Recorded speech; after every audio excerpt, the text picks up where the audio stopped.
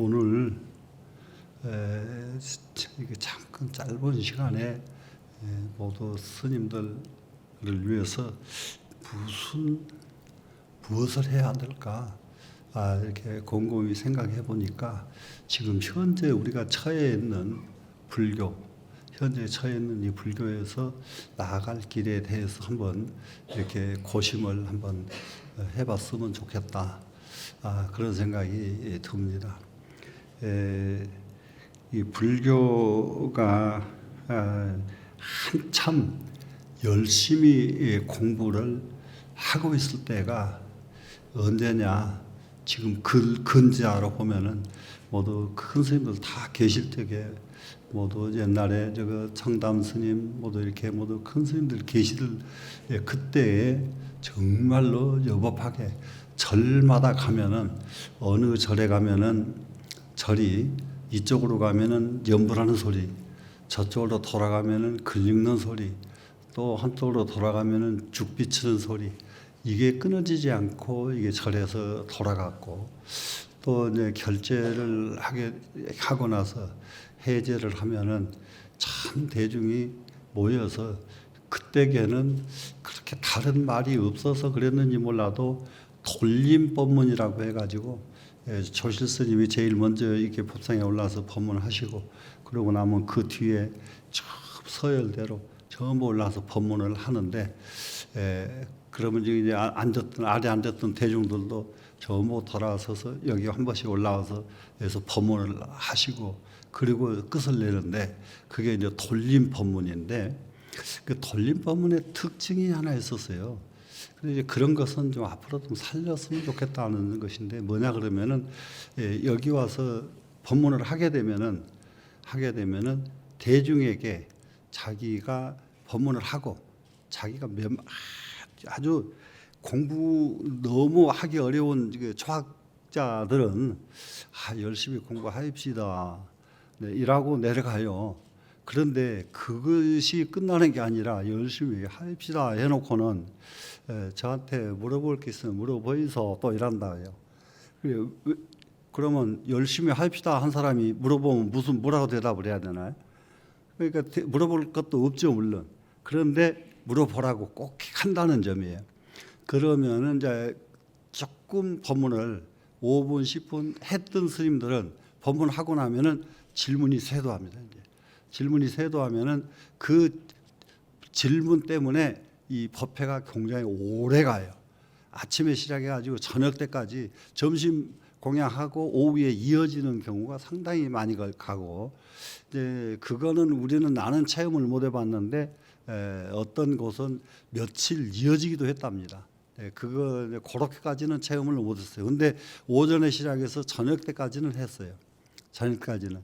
근데 이런 문화들이 얼마만큼 그 한철 끝나고 나면은 사람이 어린애들 키가 불쑥불쑥 크듯이 사람이 막 달라지게 그런 모두 향상이 되고 상상이 되고 그랬거든요. 그래서 그런 문화는 앞으로도 계속 이어졌으면 참 좋겠다. 제일 중요한 것이 누가 앞장서서 누가 깃발을 드느냐 하는 겁니다. 앞장서서 깃발 드는 사람이 좋은 사람이 있으면은 나라가 일시에 좋아져 버려요. 세상이 좋아져 버립니다. 그런데 이제 그 중에서 공자 당시 중국에서는 공자 당시에 공자의 제자 순자라는 사람이 그 깃발을 너무 근사하게 들었거든요. 이 순자가 깃발을 든 것은 뭐냐? 우리 여러분 다 아는 것이 뭐냐 그러면은 성악설이라고 하는 말을 가지고 깃발을 드신 분이 순자인데, 성악설을 순자가 아주 젊었을 때에 주장한 성악설하고 나이가 먹어서 주장한 성악설하고 성악설이 바뀌어요. 그러면 이제 무엇을 우리가 딱 느낄 수가 있느냐? 계속 성악설을 사람의 성품에 대해서, 마음에 대해서 계속 이 마음이 무엇인가, 마음이 어떤 것이 마음인가 이렇게 계속 마음을 두고 연구했다는 것을 알 수가 있어요. 마음에 대한 것을 연구한 사람, 공자의 제자 순자. 그 마음에 대한 것을 연구한 것이 제일 첫 번째는 성악설이 어디서 나오느냐? 어린애들이 누가 아무도 그렇게 가르치지 않았는데 물건을 이렇게 손에다 딱 쥐고는 손 뒤로 감추면서 없다 그러고 대답을 없다 그러고 거짓말한단 말이에요. 근데 그걸 보고서 순자가 태어나자마자 사람은 거짓말을 하는구나. 태어나자마자 누가 가르치지도 않은 거짓말을 하는구나. 그래서 거짓말이라고 하질 않고 악자를 써서 성악설이 나오기 시작을 해요. 성악설이 나왔습니다. 그러다 나중에 순자가 나이가 먹어서 성악설은 뭘로 변하느냐. 그 부분이 중국 문화를 바꿔놓는 계기가 되기 시작합니다. 사람은 배우면은 악이 없어져 선해지고 배우지 않으면은 악해진다. 성악설은 그래서 못 배운 것이 성악설이 되어버립니다. 그래서 모든 사람들이 공부를 할 수 있도록 무엇을 주창을 하느냐? 권학문을 지어서 온 세상에 발문 돌리듯이 돌립니다. 발문 돌리듯이. 그래 돌려서 모든 사람이 그 보기만 하면은 이제 공부를 해야 되겠구나, 배워야 되겠구나. 배우지 않으면 이렇게 나빠지니까 착하고 좋은 사람 되려면 배워야 되겠구나. 이런 운동을 벌립니다. 그래서 그 깃발을 순자라는 사람이 들었다는 점입니다. 그런데 그 깃발을 들어서 공부를 시켜놓고 공부를 하고 만 게 아니라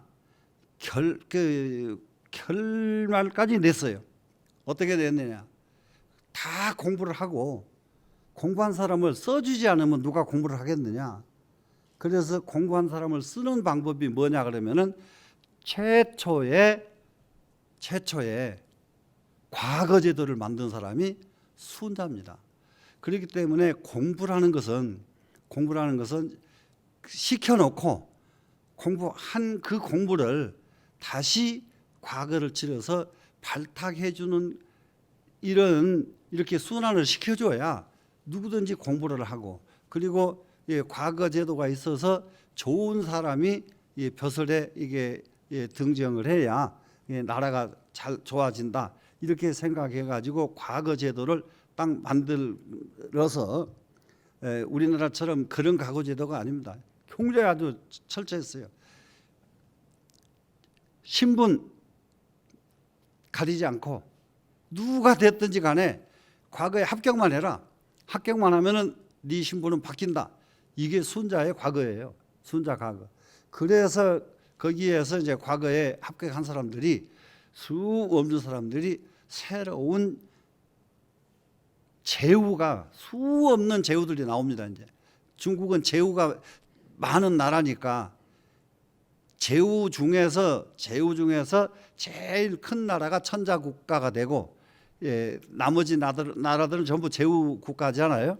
그런데 이제 그 제후들이 수 없는 사람들이 과거에 합격한 사람들이 제후들이 되기 시작합니다. 그러다 보니까 한 가지 문제가 생기기 시작했어요. 무슨 문제가 생기느냐? 너만 천자하라는 법이 있냐? 나도 하자. 이래가지고 과거에 합격한 이 사람들이 서로 천자가 되려고 하다 보니까 전쟁이 아주 치열해지고 전쟁이 공부한 사람이 전쟁을 하면은 머리가 좋아가지고 더 악랄해져요. 그래서 춘추 전국시대가 별의별 전쟁이 다 일어납니다. 그래서 과거 제도를 만들어서 좋은 사람을 발탁한 것도 좋은데 거기다가 과거를 뽑아 놓으니까 이게 서로 임금하려고 하는 사람들이 다투다 보니까 이게 이게 전쟁이 아주 극악해집니다. 그럴 때에 우리가 한번 생각을 해보니까 더 재미나는 것은 한나라가 옵니다. 이제 그 중간 중간에 수 없는 일들이 있습니다만은 한나라 중간쯤 그걸 후한 시대라고 하는데 한나라 무제 시대입니다. 무제 시대에 무제가 고민을 해요. 무제의 고민이 뭐냐? 과거를 해서 이게 벼슬을 이렇게 등용을 하다 보니까 무제가 염려하는 것은 과거에 합격한 사람들이 전부 임금을 하겠다고 다 임금하겠다고 나서면은 이걸 뭘로 막냐? 막을 방법이 없지 않느냐? 이것이 고민이 돼 가지고 고민을 하다가 답을 찾은 것이 사주학을 만들어냅니다. 사주팔자라는 거 우리 알죠? 사주팔자. 그래서 사주팔자 그거요. 아주 기가 막힌 학설이라는 것을 우리가 알면 돼요. 그 어떻게 만들어내느냐? 사주학에 임금 사주를 빼놓고 사주를 만들어요. 그러니까는 사주 혹시 이걸 이렇게 한 번이라도 책을 보신 분들 있으면은 직업난이 있는데 자부 재관 네 가지 직업만 있지 임금 왕 사주 왕의 사주는 없어요. 그래 그걸 빼놓은 이유가 뭐 때문에 빼놨느냐? 사주에 딱 왕 사주가 있으면은 그 사람은 아기 때부터 나는 왕 사주니까 내가 왕 해야지 이렇게 하다 보면은 이 왕의 사주 가진 사람이 수없는 사람들이 서로 왕을 하려고 하다 보면은 전쟁이 아주 잔인해진다. 그래서 왕후 사주를 쫙 빼놓고 사주를 만들어냅니다. 참 머리가 기가 막히게 좋은 사람들이죠. 그러한 것이 사주학인데 뒤에 사주학은 그렇게 만들어진 줄 모르고 세상 사람들은 그 사주학을 가지고 그렇게 난리를 칩니다. 이제 그 사주학만 그런 게 아니라 모든 학문이 중국에서 이렇게 발전해가는 과정들이 이런 과정들을 거쳐서 쭉 발전을 해갑니다. 그러다가 불교가 중국에 들어오기 시작한 때가 언제냐? 중국에 불교가 들어오기 시작한 것은 남북조 시대, 위진 남북조 시대에 불교가 들어오기 시작하죠. 그러다가 위진 남북조 시대 그러면은 우리가 이제 얼른 알아야 될 것은 제갈공명 시대, 삼국 시대가 끝나면서 위진 남북조 시대로 바뀝니다. 근데 그때에 붙어서 불교가 바로 정식으로 불교가 들어오기 시작해요. 그래 이제 불교가 들어오기 시작을 하면서 중국의 모든 사상이 완전하게 바뀌기 시작합니다. 어떤 사상이 가장 중국에다가 영향을 많이 미쳤느냐? 그러니까 일반 대중에게 영향을 많이 미친 사상, 불교 중에서 가만히 보니까 깜짝 놀라게 유식 사상이 일반 사람에게 그렇게 영향을 많이 미치더라고요. 불교의 유식이. 불교의 유식 사상이 중국 일반 사람들에게 영향을 미친 것은 무엇으로서 영향을 크게 미치기 시작하느냐? 소위 말하면은 12지지 있잖아요. 갑자을축하는 그 자축인묘진사오미 신유수례하는 이 사상이 유식을 바탕으로 해서 새로 정리가 돼요. 당나라 때 새로 정리가 되면서 이것은 불교의 유식과는 하등에 상관없는 전통적인 중국의 사상으로 이게 12지지가 이게 만들어지는데 실제로 그 12지지 생김새가 불교의 유식학과 무엇이 12지지를 만들어줬느냐? 깜짝 놀라게 12연기요.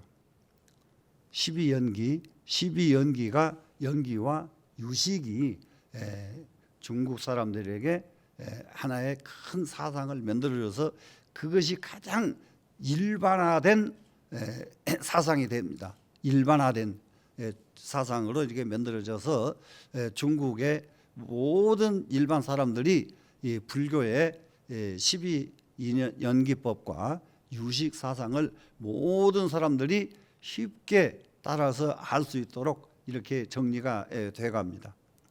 네, 거기까지 이제 놓고는 우리가 한번 생각해 볼 것이 이제 또 하나 있습니다. 지금 크게 보면은 이 세상의 큰 흐름은 이게 큰 사상에서 역사가 변해요. 큰 흐름이 전 세계에서 가장 크게 역사를 변화시킨 흐름은 뭐냐 그러면 불교의 일체유심조, 거기 일체유심조 사상도 다른 거 아니죠. 그게 바로 신본주의 사상이 인본주의로 바꾸게 되는 사상이 일체유심조예요. 이보다도 크게 큰 흐름이 없어요. 이거는 부처님이 이 세상에 오시기 이전에는 동서양 어느 나라를 막론하고 전부 신본주의에 빠져 있었습니다. 신에 의해서 태어나고 신에 의해서 우리는 살고 신에 의해서 죽는다. 그래서 신에게 우리는 잘해야 된다. 그래서 신에게 기도하는 이런 사상이 전 세상을 딱 깔고 있었는데 이 사상을 인본주의로 딱 바꿔놓으신 분이 부처님이 인본주의로 바꿔놓은 분. 그리고 이제 인본주의로 바꿔놓으시고 부처님께서 또 하나 크게 바꿔놓으신 것이 뭡니까? 일체중생 시류평등. 이게 화엄 사상이죠. 일체중생은 모두가 다 평등하다. 이 사상이 부처님이 두 번째 외치는 말씀이었단 말이에요. 두 번째. 그래 이 사상이 이게 딱 세상을 모두가 다 이 세상은 신이 나를 잘 살고 못 살게 하는 게 아니고 내가 스스로 잘 살고 못 살게 하는 것이 나다 하는 일체유심조와 그것이 바로 이제 인본주의 일체유심조와 그 다음에 일체중생이 다 평등하다고 하는 이 가르침이 아주 이제 가장 큰 이 세상의 물결을 이렇게 딱 바꿔 놓으신 겁니다. 그 일체중생 시류평등의 이 부분도 말로만 시류평등이 아니라 제가 그것을 실제로 경전에서 사무치게 느꼈던 것은 뭐냐? 나는 이제 59년도에 영은사로 처음 출가를 해가지고 가보니까 여기 이제 스님들이 그때 한 30여 명에서 40명 가까운 스님들이 모여서 사는데 정말로 공부를 얼마만큼 열심히 스님들이 하시든지 왜 내가 이렇게 좋은 데를 빨리 오지 못했느냐 막 가슴이 막 그랬거든요. 그래서 거기에 이제 합류가 돼서 이제 공부를 하는데 이 사상도 타너 스님이라고 하는 이런 큰 스승은 이 세상에 다시 있을까? 출가해서 바로 삭발도 하기 전에 스님께서 대중을 향해서 자, 네가 출가한 것은 공부를 하러 왔지 달리해서 온 게 아니니까 내일부터 화엄경 강의를 하시는데 강의에 들어와라. 그러니까 옆에 그때 이제 그 찰중 스님이 저를 안내를 했던 스님인데 아유 이게 인제 들어온 이렇게 저렇게 새파랗게 조그만 애를 화엄경 강의를 어떻게 듣습니까? 딱 반대를 하는 거예요. 반대를 하니까 아 이놈들아 그런 소리 하지 마라. 사람이라는 것은 문헌이 있어. 아무것도 모르는 놈도 들어두면 나중에 그게 다 자기 것 되는 것이야. 들어. 그래가지고 여러분 그런 행자 오늘 출가해서 스님한테 인사드리고 그 다음 날부터 화엄경 공부하라고 하는 스승 어디서 들어보셨어요? 그것이 저한테는 지금까지 가장 그것이 인연이 되다 보니까 지금 스님 돌아가신 지 벌써 40년이 돼가고 하는 지금 그때게 제대로 알지도 못하고 이렇게 앉아서 끄덕끄덕 졸면서 공부했던 화엄경, 지금 스님이 해놓으신 것을 통연 논하고 청량소 이렇게 해놓으신 이 부분에다가 화엄경, 그야말로 대만의 아주 유명한 스님이 또 한쪽으로 이렇게 해놓으신 것을 보태가지고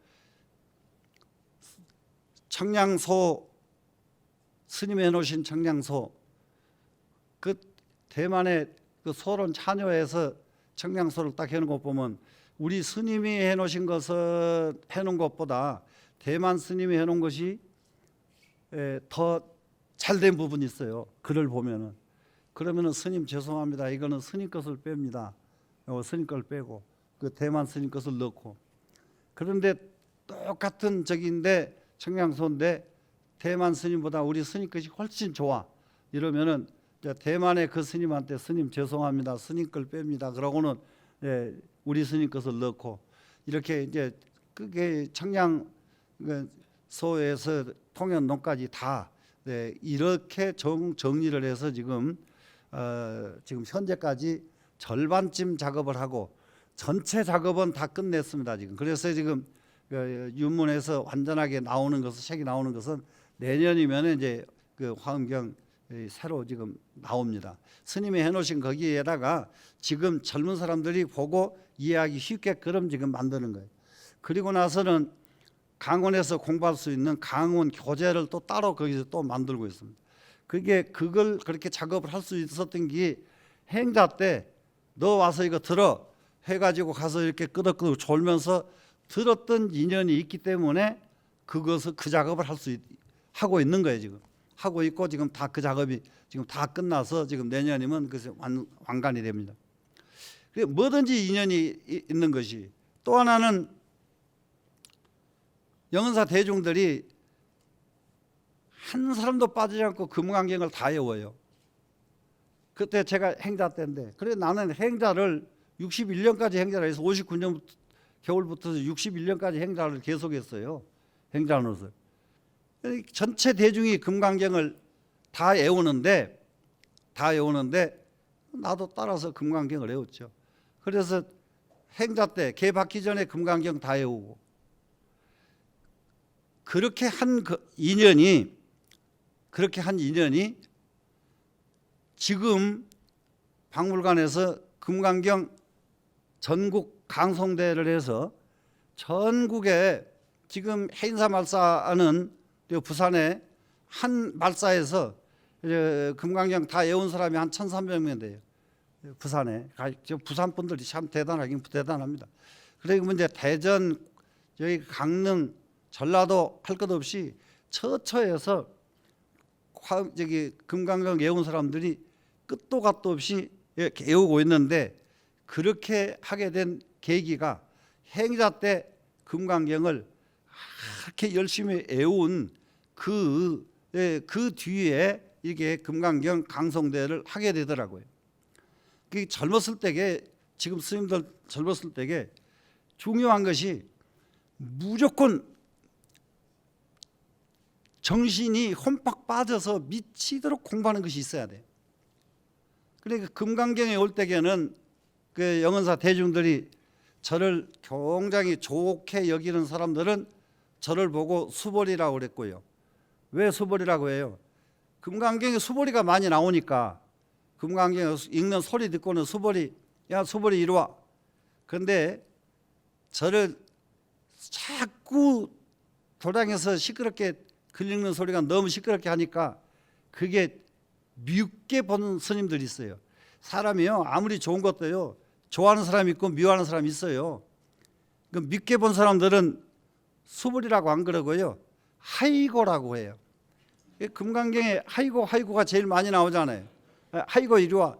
그런데 하이고 이리 와 이렇게 하면 조금 덜해요. 하이고를 또 아이고 이리 와 그래. 아이고 이리 와. 예, 그래서 아주 미워하는 사람들은 아이고, 예, 좋아하는 사람은 수벌이라고 하고. 근데 이렇게 이 세월을 보낸 것이 금강경 강송대회를 이렇게 하게 되더라. 이런 점에서 하나 이제 여러분들한테 여러분들 한번 뭐든지 발심을 하시라고 지금 말씀을 드렸습니다.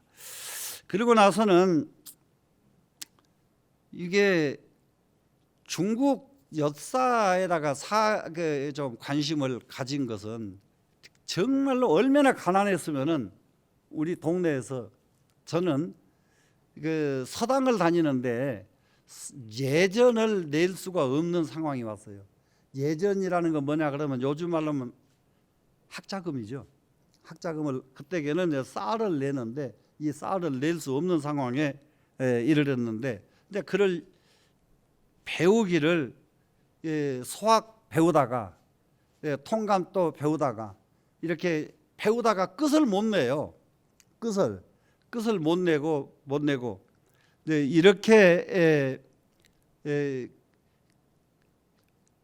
서당을 다니는데 소학을 좀 배우고 통감을 배웠던 인연이 있어서 아까 스님이 딱 그 소리는 안 했는데 화엄경 들으라고 하신 것은 그걸 보셨는가 봐. 안 그러면 그런 거 안 배운 사람 갖다 놓으면 화엄경 그거 놓으면 그게 보입니까? 안 보이지. 캄캄하고 안 보일 텐데 무조건 그걸 들으라고 스님이 하신 것은 그게 보이셨지 않겠나 하는 생각이 지금 나중에라도 들었습니다. 지금 그거를 소학을 공부하고 통감을 공부하면은 한문이 절반은 눈이 뜨여요. 그런데 이것을 끝까지 배우렸으면 완벽하게 눈이 띄는데 그러니까 절반쯤 눈이 이게 뜨입니다. 그런데 절반쯤 글만 좀 보아지지 사상을 완전하게 접하지 못했는데 스님이 돌아가시고 나서 할 일이 없는 거예요. 노량님이 돌아가시고 나서 할 일이 없어서 정릉에다가 조그마한 글방을 만들었어요. 글방을 만들어서 내 사제 스님 하나하고 몇몇 사람 데리고 글을 가르칩니다. 글을 가르쳐. 그래서 매일같이 글을 가르치다 보니까 한 3년 딱 지나니까 사집, 사교, 경전, 강원에서 공부했던 것은 다 강의가 다 끝났어요. 이제 더 할 것이 없어요. 할 것이 없으니까 거기 있는 스님이 그러지 말고 우리 저기 중국 사기를 좀 공부하면 어떻습니까? 그러자. 그래가지고 한비자하고 통감을 처음부터 끝까지 통감하고 이걸 이제 그 젊은 사람들을 가르치기 시작한 것이 중국 사기에 관심을 갖기 시작한 겁니다. 그러니까 스님들에게 꼭 권장하는 것이 사상서가 완벽해지거든 반드시 겸해서 공부해야 될 것이 사기예요.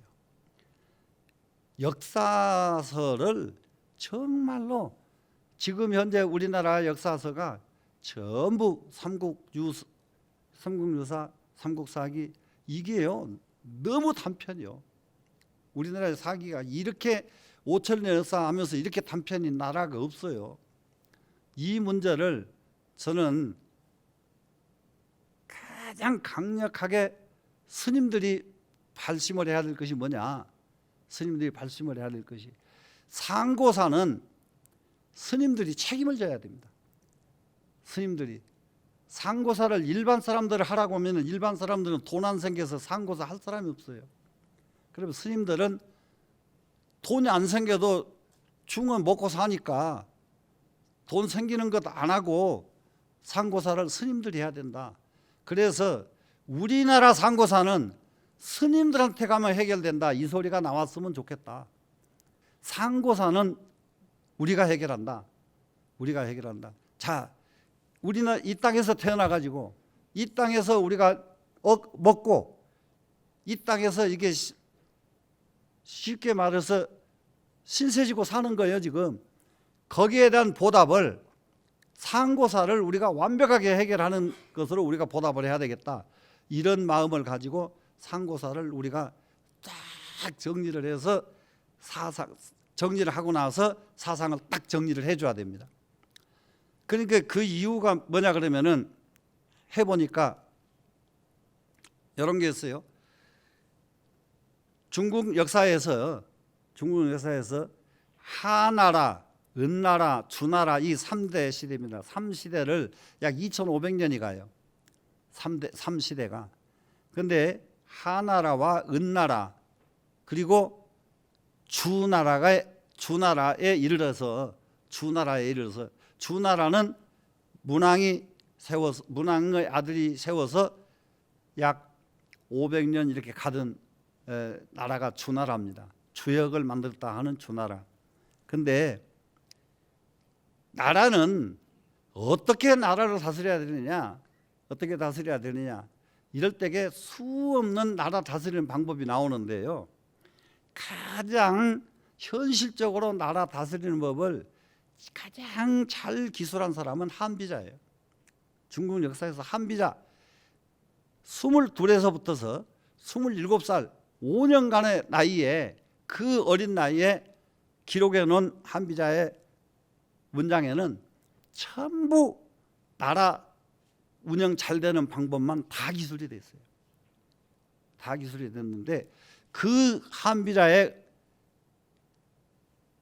그 기술된 그 글을 보고 진시황은 천하를 통일해 버립니다.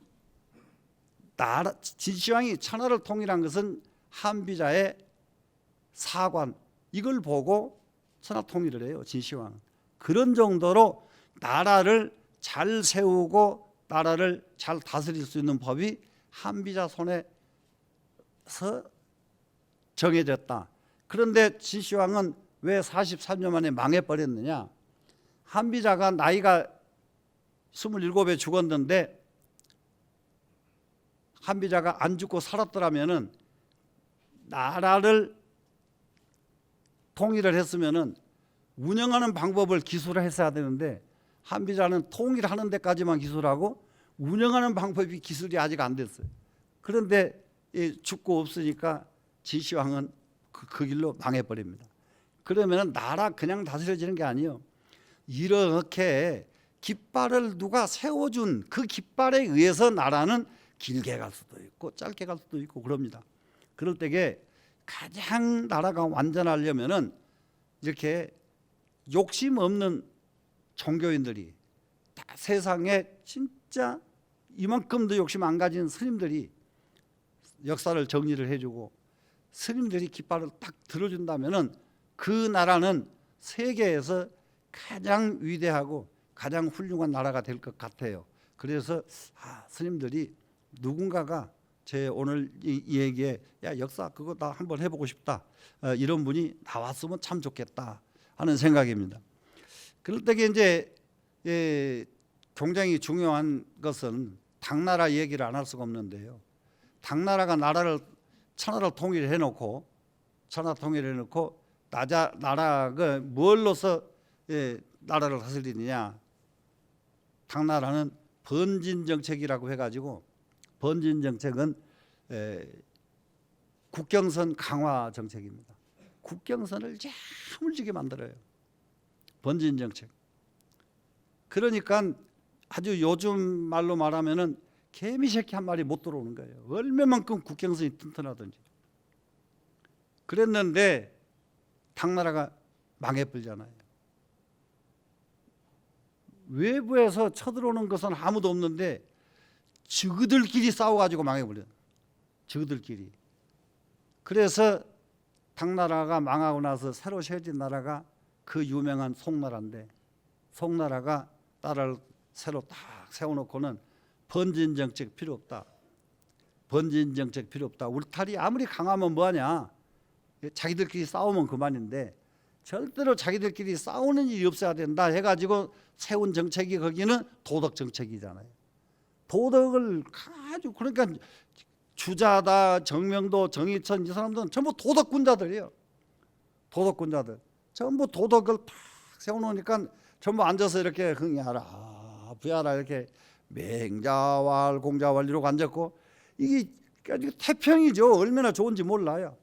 그러다가 금나라라고 하는 나라도 아니에요. 쬐깐한 아주 쬐끄만한 그 나라가 탁 쳐들어와 버렸어요. 쳐들어오니까 공자왈 맹자하던 주자가 창을 들고 나서겠어요? 칼을 들고 나서겠어요? 정명도 정의천이 나서겠어요? 아무도 대응할 사람이 없네요. 대응할 사람이 없으니까 하다 안 되니까 몽골에 가가지고 참 제발 우리 좀 살려주라. 그러니까 몽골이 알았다고 알아서 딱 금나라 쫓아내놓고는 몽골이 그 길로 중국에 주저앉아버린 나라가 그 유명한 원나라입니다. 이럴 때에 역사 이렇게 공부를 해야 된다 이 말이야. 절대 자기 나라는 자기가 지켜야지 남의 나라한테 지켜달라고 하면은 남의 나라는 안 지켜준다. 지켜줘요, 안 지켜줘요? 그런데 그렇게 딱 완전히 원나라한테 뺏긴 송나라가 그 뒤로 참 말로 할 수가 없는 것이 역사 공부를 해보면은 그 다음에 또 망하고 또 망한 것이 전부 보이거든요. 그걸 봤으면은 이제는 망하지 않는 방법을 찾았어야 되는데 딱 나라 세우고 나면은 그 방법을 못 찾아요. 허우적거려요. 그러니까는 또 망하고 이러더라고요. 그래서 그것을 나라를 세웠으면은 절대로 망하지 않는 방법. 저는 화엄경에서 기가 막힌 말씀이 있어. 나라를 세우면은 세우면은 금강지를 이루어야 된다. 금강지 불멸의 땅을 만들어야 된다. 그 나라가 한번 세워졌으면 영원히 망하지 않는 나라가 되어야 된다. 이것이 부처님 말씀이에요. 망하지 않는 나라. 그렇기 때문에 스님들이 공부를 하기만 하면은 그 나라를 영원히 갈 수 있도록 만들 수가 있다고요. 금강지를 만들어야 되는데 금강지를 만들려면 어떻게 하면 금강지가 되느냐? 영원 불멸의 나라가 될 수가 있느냐? 금강지가 되려면 다름이 아니라 십바라밀을 모든 국민이 양식으로 삼으면 그 땅은 불멸의 땅이 된다. 화엄경이에요. 불멸의 땅이 되는 것은 금강의 영원 불멸의 땅은 다름이 아니라 십바라밀을 지킴으로써 불멸의 땅이 된다. 그랬으면 어떻게 하면 됩니까? 다 이제 저쪽에 것도 공부했고 이쪽 것도 공부했고 다 해보니까 자 우리나라 불멸의 땅을 무엇을 합니까? 지금부터서 모든 국민을 십바라밀을 실천하도록 만드는 것, 십바라밀을 실천하는 일을 만드는 것, 이걸 누가 해야 됩니까? 우리가 하면 되죠. 자, 고생하셨습니다.